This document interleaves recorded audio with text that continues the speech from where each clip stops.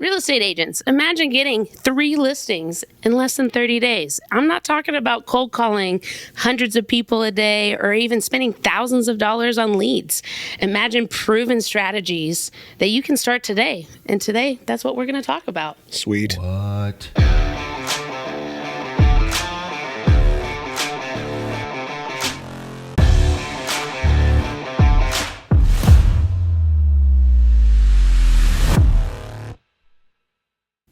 Welcome to the Open Books Podcast, where we discuss all things real estate, helping you take the road less traveled to real estate success. I'm alongside my co-host Brooke Massey and Casey Tudor. I'm Curtis Haddock. Welcome. Thanks for pointing that out, Casey. Visuals. Welcome to the episode, folks. Thanks for having us, Curtis. Hey, it's good Again on our podcast. I'm glad you could be a guest on your own podcast again. 2 weeks. That's 2 weeks in a row. That's right. Man, things Weird. are going well. Maybe I'll get a permanent position here. Maybe. You sure do If you guys learn how to use the camera, you could fire me. Nope, I'm good. Okay, so I got a story. You guys like stories? We love stories. Okay, so If it's a good one. one of my agents came to me. It's good. He came to me and basically was telling me, of course, I already knew this, but he was like, dude, whatever I'm doing isn't working. I said, well, are you doing the things that I told you to do? And he's like, well, no. And of course, this is a common theme, right? Yes. And these are things that we've all But most done. people won't admit that they're not doing it. They won't admit Like, it. yes, it's not working. Yeah, or they tried it once and that was in their brain, Right. that was it. So he comes to me and he's like, man, this just isn't working. What should I do? I'm like, dude, you should really try to invest into our system that we teach. And so he kind of took on the role of calling expireds, and he did this. We went ahead and let him lead our power hour on Wednesdays to call expireds. Thursdays. Details matter. They don't know. Not yet. But they might want to know. So If you know this guy, then you know. yeah. So he dedicated 1 hour a week for us and for himself to call expireds on Thursdays. In front of other people. In front of other people. And within the first month, he literally had 3 listings because one of the expireds that he called was desperate to sell and they needed to list right then and there. And it was a twofer. They're families that live next door to each other. And so he's done this for less than a year. And do you know how much money he's made within a 12-month period? I saw he got his ring. He got his ring, which means in our system, you've made $100,000 in the course of 12 months. And In commission. And he has struggled him. to get to that point for years. He's been in real estate for quite some time now, and he never had a system to follow until now, and it's paid off for him. Now he's awesome. And now he's awesome. That's incredible. Okay, so you mentioned he did that just from expireds, and that's just one of the things. I mean, Right. Today, I think some of the things we're going to talk about that you can do to get listings quickly. Like we said, if you're new to real estate, you want to get listings in your first 30 days. It's so important to do the money-making listing activities, which there's several of them. You can farm your neighborhood. And within farming, I mean, there are tons of strategies that you can employ when it comes to farming. It's a big I think animal. one of the most important things when it comes to farming is identifying the right neighborhood and the right area, because you can do all the things that you're supposed to do to farm an area, but if you're in a neighborhood that doesn't have a bunch of turnover, then of course you're not going to get very many sales because Right. you picked a neighborhood where nobody moves. Right. And there are those neighborhoods. Oh yeah, and then also there's a lot of there are costs associated when it comes to farming, so you need to justify like the cost expenditure to farm versus how many opportunities are you going to have to actually list. So if it's a smaller neighborhood where there is turnover, but it's let's say you have a neighborhood that has a 50% turnover, but there's only 20 houses in that neighborhood. There's only 10 opportunities, right? Can you justify the cost? So And that's if you get them, yeah. Yeah, and then we do, and then you can do door knocking. You can door knock, which is an extension of farming in the neighborhood. And then what you mentioned, Casey, is expired listings and also for sale by owners, which people love. I feel like those are part of farming. All of it can be part of farming. For sure, you could do it all in the same area if you wanted to. But if you want to get 3 listings in 30 days, do all of it and try to maximize your return. Those corn farmers don't just grow corn. What? I'm just kidding. I was going to like that too. I'm just talking about farming. You can't just grow one thing. Hey, you got to do other things. You got to have horses. You got to have cows. You got to have chickens. I don't think you have to. I'm clearly not a farmer. I know a farmer who only does like wheat. Okay, no, that's different. But he has. Hold on, I'm going to defend you. There's a great point to that, because if that farmer loses his crop, he's done. Yeah. Good. And so what we usually teach is there's 3 to 4 pillars to everyone's business, and that could be anything. It could involve spending money or not. That's irrelevant. The point is that you're mastering 3 or 4 different legs of your table. So one of them typically takes off. One of them usually is more prominent than the others. Like for Curtis, like his story was, he has the same story. Where he was in, I was going to use your story and pretend like it was somebody else. I brought in Curtis years ago, and so he was struggling for 4 years, barely selling anything, and then he embraced the system that we now teach, and then he made his first 100,000, his first 200,000, and so forth. You had to tell everyone I failed, huh? Yeah, had to. He screwed up. I even went inactive. He even went inactive. Well, you talk about that story a lot, and that was one income producing activity. But yesterday, and I think I know this, but I was like, how much did you actually produce, Curtis? Because I think not enough people know how much that you produced at one time. In those first 4 years? No, I meant when you were a top producer. Nothing. Yeah. I've never sold. I'm just kidding. No.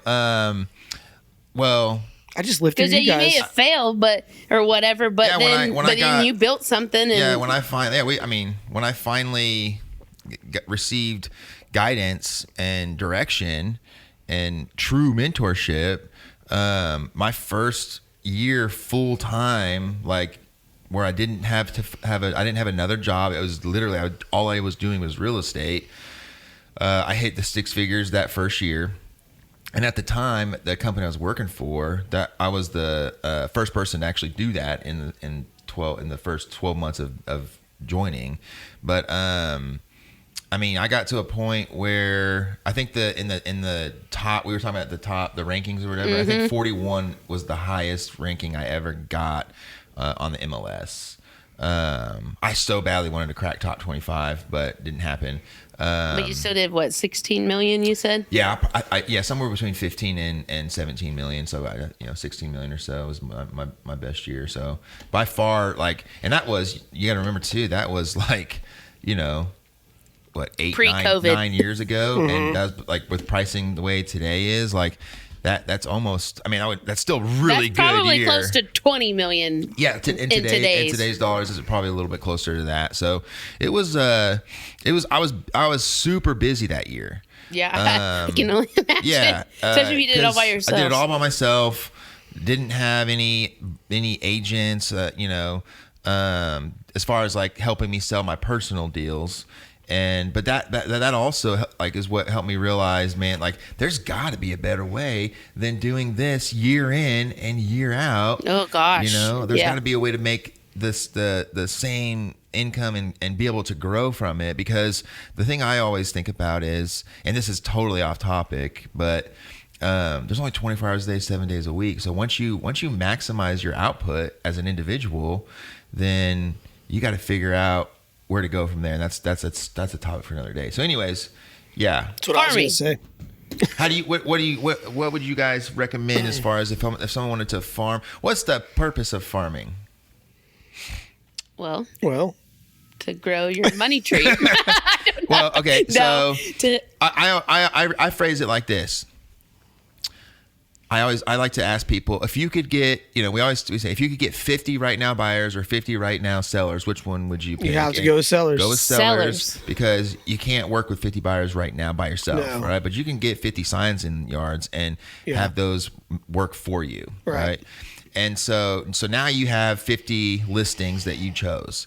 The next question is, if you could have your 50 listings in one neighborhood or spread out across the metro, which one would you choose? Oh, please, one neighborhood. In my neighborhood. Unless it better be a good yeah. neighborhood if I'm farming the correct way. But I think a lot of people, when they're like, if they didn't know we were talking about farming, they might, go straight to spread out because I want to work the whole city. Which where my mind kind of went. Yeah, well, it's still like that's not a bad idea. Like, don't not take listings because it's not in your farming area. Right. But it also depends where you live, because all of our listeners live in all different kinds of places. Oh, sure. But the point is if you had a choice, you want to try to, it would be so much better to target a specific area, because the same people, probably 80% of the traffic that's going through that neighborhood are the same people.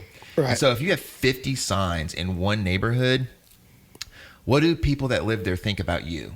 You're the man. The woman. You are the badass agent that they have to use. Yep. This person owns this area. They know everything about this neighborhood, this area. Know what restaurants are coming and they're up. Like, if I don't list with that agent, then why is everyone listing with this agent? They're at least going to call you and find out what you do. Yeah. Yeah. Because they see your name everywhere. Right. And so it's a much stronger form of advertising. So you become like, if you live in that area, you're going to get agents that, when you own an area like that, agents will stop trying to even go into that area because, Casey owns that area. They will. You'll deter them. It's not even worth it. Yep. Not everyone, but a lot of agents will stay away. I've heard at least 87% of them. Yeah, for sure. And I think half of the people who make it would stay away. Like it's not worth the effort. I don't want to have to try to convince them why Casey Tudor's no good. So, I was just gonna say that's like creating your own market too. It's like you have that many listings in an area. I mean, you're gonna get calls. You can connect those buyers with other listings you have. You can double side them, and things will just get easier. You'll make more money. It'll happen faster. I showed houses the other day in my neighborhood, and my client, they rent in there, and they knew I'm a realtor, so they called me and they want to buy in there to keep their kid in the same school. They came and picked me up on a golf cart and had a cooler of beer. That's amazing. And we went around and looked at houses. It's my kind of farming. Yeah. So, but the coolest thing about it was I didn't have to drive anywhere. They came and got me. So I didn't drive 30 minutes and then drive 30 minutes back. It was just right there. We looked at 5 houses in like 30 minutes, and they chose one. We got under contract that same day. That's awesome. Yeah, it was incredible. So I do that all day, every day. So let me ask you guys this, because I think farming is so broad. What is a good, maybe sum it up in 3 bullet points or something that you guys think would be really good for our listeners to kind of understand better farming? Well, since we're going to talk about door knocking, I was going to say that. I think the number one thing you'll need to do when it comes to farming, a couple things. One, we could say mailers, and that could consist of a lot of different things. Just consistent listed, mailers. It's got to be consistent. Just listed, just sold, cash offers, any type of mailer that will show value to. My biggest thing is try to find value to give the person that you're mailing stuff to, right? And if you're going to send out a just listed, flyer, what is it going to say? If it just says just listed, what does the neighbor care about that? They see listings go up in their neighborhood all the time. Mm-hmm. Who cares that you just listed it? Right? You could always. I think in marketing, it's like you want to call to action. So I would figure out some kind of hey, do you have a friend or family? You want to see how yours compares, or or do you want your family to live close to you? Here's let me know their names or whatever. This is what I would say about farming or any income producing activity and why it's hard for people. Let's take probably the hardest thing to do, which would be door knocking. Mentally, you're out in the heat, you're walking door to door. Next topic, we got to finish the first one. Oh, hold your thoughts. I like the wink. But yeah, what a tease, Casey! What a tease! Well, okay. So value on the mailer, and it just sold I just sold this in one day, right? Now, if during COVID, that would be good for you. Yeah, average half a day. Yeah. But you could on your just listed, you could put like what your percentage of contract price to list price is. If you have that's a good one. If you get 99% and you could put like what the average agent does. If you're better than that, then use that. If you don't have a lot of experience, use your brokerage's numbers. Yeah. Right? Ask what it is. Look it up. But that's a lot of work, Curtis. Darn it. Well, then don't do it. Chat GPT. Don't Then don't do it. Yeah, that's right. Then don't do it. Well, there's AI for a bunch of that stuff, so Right, make for your sure. life easy. And to get names and numbers or names and addresses and stuff, a lot of people just partner up with your local title companies. Yeah. Get help with some of that stuff. Their vendors would be Yeah, happy to there's- help you. And I always say, like, it's a relationship building industry, but it's also about being resourceful. Yep. So if you know how to go find these resources, then you can really use them to your advantage. to finish answering Brooke's question about like what can you do, like the second one is also it's going to take effort, right? And A for effort. Yeah. And this would be a great segue into door knocking, and then I'll let you talk finally. Okay. Thank you. Yeah. No, but We keep Casey behind no, the but camera. I'm gonna brag. I'm not gonna say any names, but there's an agent in my neighborhood that is probably one of the best farming agents in our industry, and she has farmed so many neighborhoods, and she does it so, especially the neighborhoods that she lives in, she does so well with it. So one of the things that she does is every Halloween she goes out and gets those little miniature pumpkins, right? And she will buy a pumpkin for every single house in the neighborhood. Okay. And if you think about Like how many houses are in your how many neighborhood? houses are in the neighborhood, I mean, let's say there's Like 100? there's probably like There's like 240 in mine. 300. Yeah, And it's a smaller. Yeah. and those neighborhood. pumpkins are like $2 Ours are not- at ours least. I was curious I to think know how they're much more. you think she spends on farming per year. You should ask her. Just farming. Yeah, I'll ask her because I know that she's spending at least $1,000 on those pumpkins, probably. Right. Maybe a little less if you get them in volume discount, But she then goes and she puts a sticker on the pumpkin with her branding, right, and a call to action of, use this to decorate with it, carve it, but post it on social media.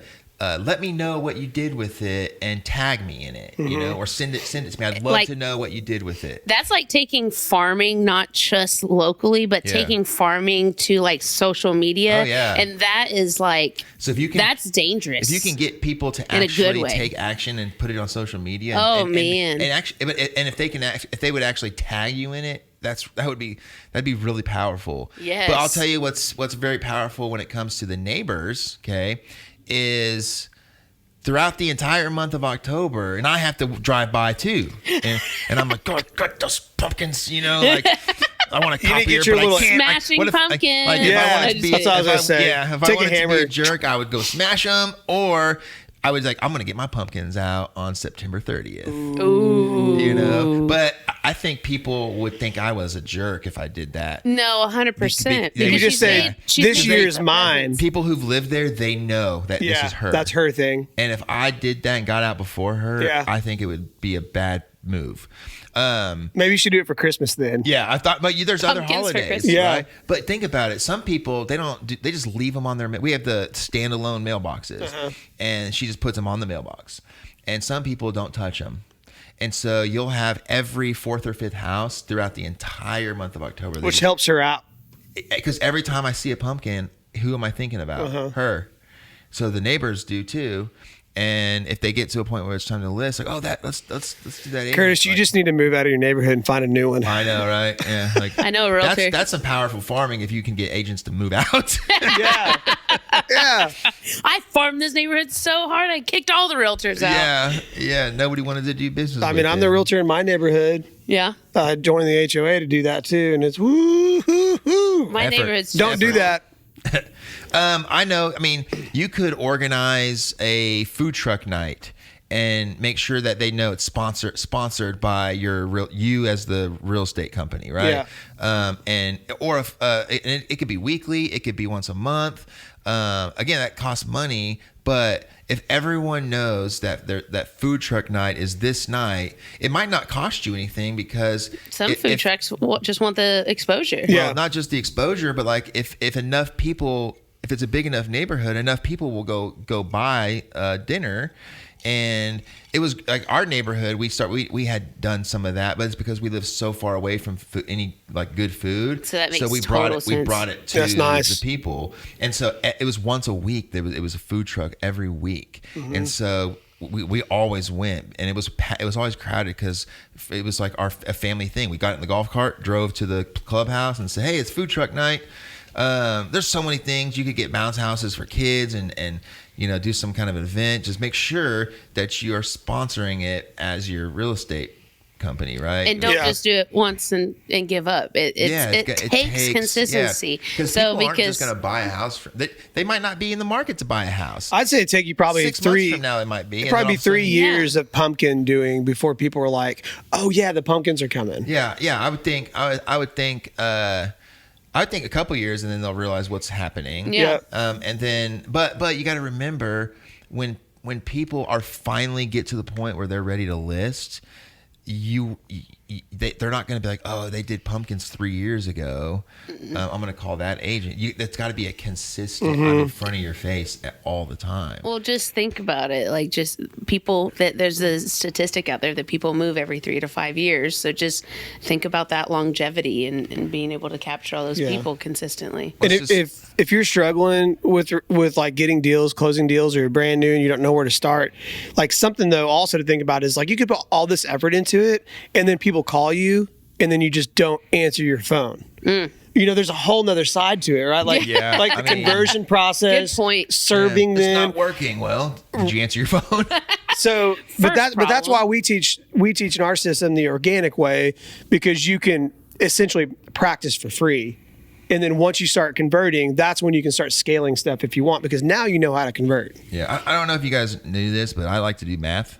Yeah. Did you guys know? Yeah. Oh, I thought you were an English major. So that was me. Okay, I'm just gonna. I think that the average price point in my neighborhood now is probably like, I'm gonna say 600,000. Okay, so I'm gonna multiply that by 3%. That's an $18,000 check. Okay, let's say that you are on a 70% split, right? Like a good little average across the industry. Okay. So if you were to get a 3% listing in my neighborhood and on a 70% split, that's $12,600 for one listing. Mm-hmm. If I told you that for farming in my neighborhood, they spent $2,500 a year, is it gross profit? What's the gross it profit? It's worth it as long as you know how to convert. Yeah, $10,100. Obviously, there's other expenses that are going to come from getting it to marketing the listing and getting photos, and your time in it and things like that. But even if we take half of that, I mean, that's $5,050 that you still made off of, and that's just if you get one listing. So, I think people have a hard time spending money without the guarantee. Yes. Right. And so and what I was going to say earlier until I was pushed off. No, I'm kidding. We're not there yet. Are we not? No, we're there yet. Okay. I mean, no, we're there. It's a great. I told you it was a great segue into. Let me guess, door knocking. Door knocking, yes. But what I was going to say about it is you have to understand the activity you're doing, and this is where a lot of people go wrong. And they're both hard. So door knocking would be one of the hardest activities you could do because you're out in the elements. It's either really hot, it's really cold, and people are not receptive to opening their doors. It's a great training tool. Also. It is, but it's free. All you got to do is go do it. But the thing is, you could very well have someone, come in. We appreciate your effort, and you built that bond and that relationship immediately. Yeah. So combine it with open houses too. Yeah. But the other way is you mail out letters that cost you money and they're colder, and you might have to do more to get the same type of business. So my point is like there's no right or wrong to getting the business, but you have to understand like the conversion rates and what it's going to take to make that work. Yes. Yeah, and face to face is really powerful. It's powerful, but it's also the hardest because people know they're going to get a no. Oh yeah. Sooner, so then they just well, maybe I send out the letters. Yes. It's like, well, because they don't get to know to their face either. right. You know, and they don't know who's even reading it. So or if that's your saying no. mentality behind Yeah. sending out letters, it's not going to work. No, Yeah. Your mentality behind letters, I'm just sending out a bunch of them so I can get as many and answer as many calls as I can. Yeah. I met an agent in New Mexico, worked Albuquerque, and is the number 2 agent in Albuquerque on the MLS. Okay, so that tells you how much production he does, and he gets the bulk of his production off of just listed and just sold flyers. Wow. You know, Incredible. So he just but he also will send gifts too. Okay. With that stuff, so Nice. he'll send gifts in the mail, and everything is branded, and so people know exactly who it's coming from, and all that good stuff. So it works. And then the door knocking, like I said, you can combine it with open houses and knock out 2 birds with 1 stone. Yep. And you have a reason to be there. Yeah, yep, and a reason to knock on their door. You're invited to an open house, and then you could easily segue that into, do you know anyone that wants to move to the area? Yeah. Yeah. Well, you go pick an open house and you go preview the properties around. Everything else that you guys don't have is listed, right? So you know it. You also go to all the for sale by owners and all the listings that expired in that neighborhood, and you're doing open houses, and you're doing door knocking, inviting them to the open house. I might have repeated a step, but you do all of this stuff all in one. Holy cow, that is powerful. Yeah. And then you have enough money, and then you can go buy pumpkins and then keep doing all that stuff. You are going to know so much about that area. Nobody else, not one person's going to be able to come in and you not know the answer or overcome the objection on pretty much And you're anything. busy really quickly too. Oh, yes. If you do all that, you're super busy, and the problem is the big. I think one of the hardest parts in our career is the beginning. Mm-hmm. You know, because you're building your pipeline and you're doing all those activities, and you want to get the result in, and a lot of people will give up so quickly because they're not getting focus on that one lead. I have to Yeah. convert this lead, and then it turns into no. But then once you get up and going, I'm like, oh, okay. Yeah. And I'm like, that's another one. especially once I'll you just start follow up getting- next week, and maybe they'll say yes. And it's just crazy how it shifts. Yeah, especially once you or have been in it for 4 or 5 years, because people start calling you, and it's like I look back at one of my years, and it's like I don't think I did any prospecting other than networking and Right. meeting people, but it was all referral based and in return business. And then I was like, oh god, that's kind of scary, but I did really well that year Yeah. too. But it's because of everything that I put in the beginning, and it pays off. It's just a mindset. I mean, you guys hear me talk about it all the time on most of our podcasts, but you just got to have the right mindset. So you can do anything, and you got to know that it takes consistency, it takes effort.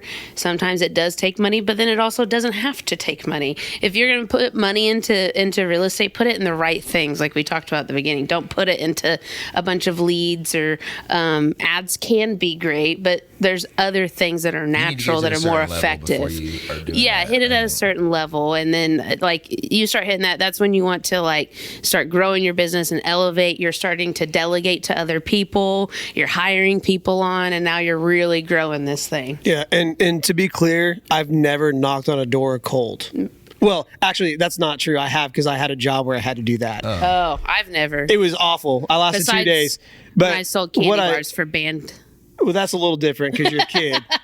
But what I do is, if someone is in the yard and I'm putting an open house sign, I'll go introduce myself to them. Because I'm not just knocking on the door saying, hey, would you like to sell your home? It's, hey, I'm listing this house. Do you know anyone who wants to buy or move? How long have you been here? Are you happy here? Or have you considered moving? What's your timeline like? Yeah. And then we start talking like that. So that's how all my success has come, is because I try to keep things warm. And so if I am doing an open house and I see it for sale by owner, I don't just typically sit down and just call for sale by owners like we teach, which you have to do to get your business started. Yeah. But what I will do is, if I'm doing an open house, I'll look for sale by owners in the area, and I'll call them and say, hey, I'm sitting an open house in your area. And most of the time that people come in, they never buy that house. So I want to make sure that I'm an expert in the area. And hey, here's the problem about my open house is all the bedrooms are upstairs. And that's typically a problem for people. Do you have a bedroom downstairs? Yeah. Hey, would you mind if I came and previewed it just in case I could bring someone to you? Would you be willing to work with me if I could do that? Great.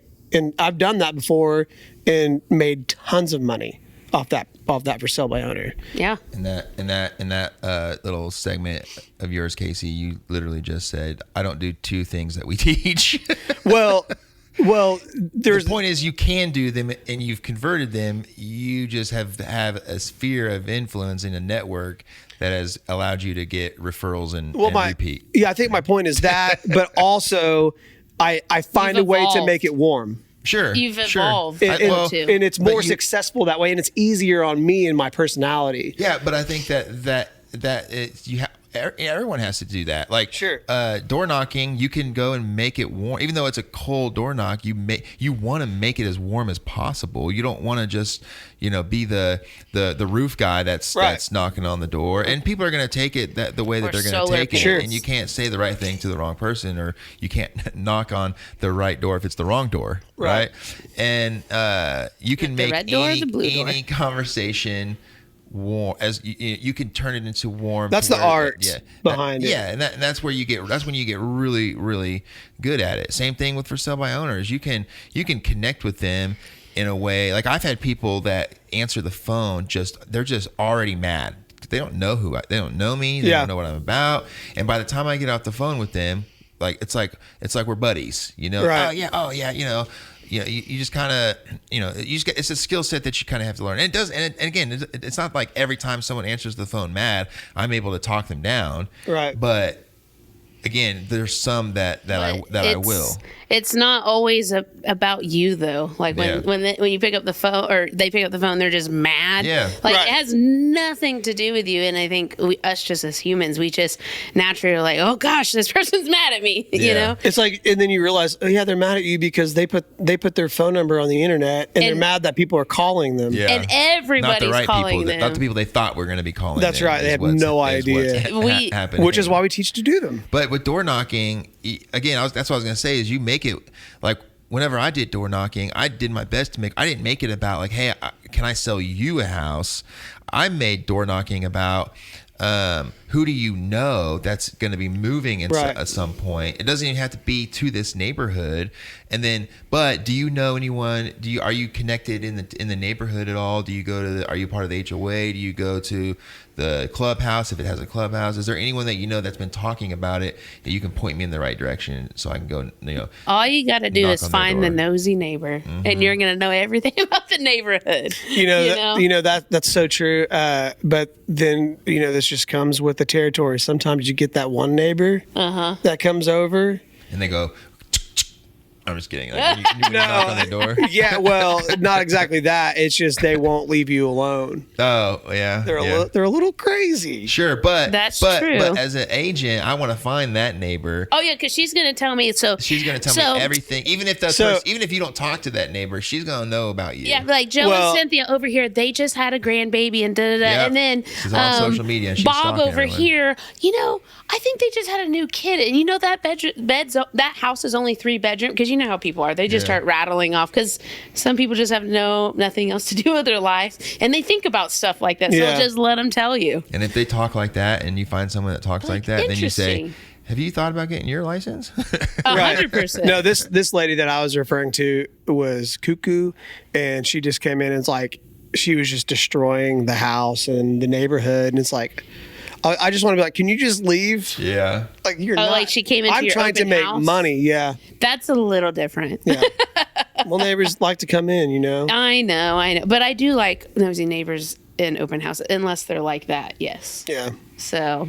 Okay. So then we've talked a lot about on this channel for sell by owners and expired listings, and so we're not going to go through the how. Right. Yeah. I think it's just powerful. If you're going to do farming and all this door knocking, it's very, very powerful for that. Because if you're already going to be an expert, that's like one of the big objections that for sale by owners and why they do it themselves is because they're like, I know this area. So if Yeah. you can be one of those people and go door knock on their house even or whatever, I mean, there's just a big portion of it. Yeah, I would say once, like when you start doing these strategies, I would, especially if you're like trying to get business and this is like your first 30 days. So you of all people have time to do this. Mm-hmm. If you don't do it, then you don't do it. What I think you should do is set a FSBO appointment. Set an expired appointment. What is it? Was it I the moved the noise? mic. The noise?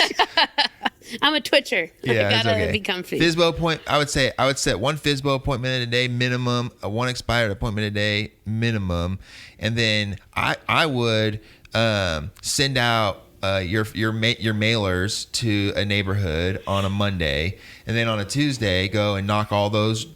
Actually, I would wait until Thursday or Friday and go knock those doors. Give it so after they receive. Did you get my flyer? The mail.